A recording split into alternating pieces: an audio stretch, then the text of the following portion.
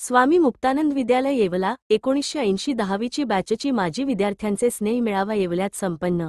येवला येथील ज्येष्ठ नागरिक संघ हॉल विरंगळा केंद्र मनमाड रोड येथे स्वामी मुक्तानंद विद्यालयाचे 1980च्या माजी विद्यार्थ्यांचा 45 वर्षांनंतर भरली पुन्हा शाळा। माजी विद्यार्थी बनले कंपनीचे मालक तर कोणी अधिकारी तर कोणी प्रशासकीय अधिकारी तर कोणी व्यवसाय तर कोणी शेतकरी तर कोणी सरपंच कोणी राजकीय क्षेत्रात तर कोणी मुख्याध्यापक तर कोणी प्राध्यापक अशा विविध क्षेत्रात आपला ठसा उमटवला आहे। याप्रसंगी माजी विद्यार्थ्यांना शिकवणारे शिक्षक देखील कार्यक्रमास उपस्थित होते। माजी विद्यार्थ्यांनी शिक्षकांचा शाल श्रीफळ देऊन त्यांचा सन्मान केला व माजी विद्यार्थी व विद्यार्थिनी यांनी आपले जुन्या आठवणींना उजाळा दिला। याप्रसंगी शिक्षकांनीही आपले मनोगत व्यक्त करत उजाळा दिला। प्रतिनिधी सचिन वखारे येवला। माझं नाव मीना बद्रीनारायण काबरा। मी स्वामी मुक्तानंद विद्यालयामधली 80 सालची बॅचची 10वीची विद्यार्थिनी। आज आमचं स्नेह संमेलन होतं। खूप मजा आली आणि शिक्षक वृंद वगैरे सगळे अवेलेबल असल्यामुळे आम्हाला त्यांचा आशीर्वादही खूप छान मिळाला। सगळ्यात जास्त म्हणजे त्यांनी इतकी प्रशंसा केली ह्या बॅचची, म्हणून खूप खूप आनंद झाला।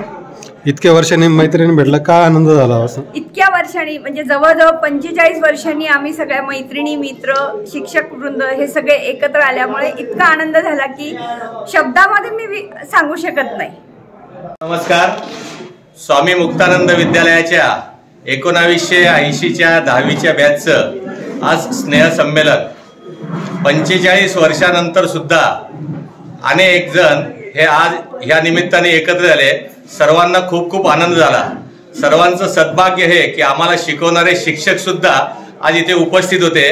आणि स्वामी मुक्तानंद विद्यालयाचं वैशिष्ट्य असं की 1978ला स्वामी मुक्तानंद विद्यालयाची स्थापना झाली आणि 1980ला हे आमची 10वीची बॅच ही तिसरीच बॅच होती आणि म्हणून त्यांनी आम्हाला खूप आनंदाने सगळ्यांना मोठं केलं आणि त्या सर्व शिक्षकांचे सर्व मित्रमैत्रिणींचे आम्ही मनपूर्वक धन्यवाद देतो आणि असंच कायम भेटत राहू या सदिच्छा व्यक्त करतो। थांबतो। जय हिंद। असा कार्यक्रम आज या विद्यार्थ्यांनी आयोजित केला आणि म्हणून मी या सर्व विद्यार्थ्यांना धन्यवाद देतो।